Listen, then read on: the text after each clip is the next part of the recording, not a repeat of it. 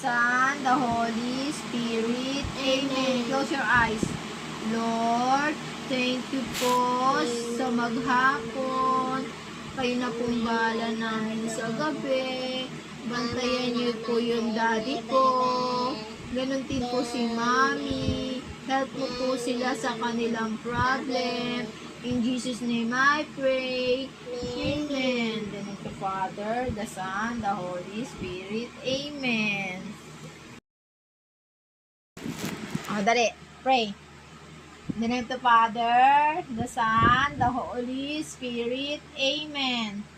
Close your eyes. Lord, thank you po Lord sa pagbabantay sa amin.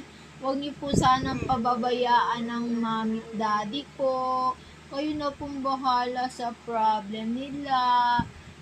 In Jesus' name I pray. Amen. In the name of the Father, the Son, the Holy Spirit. Amen.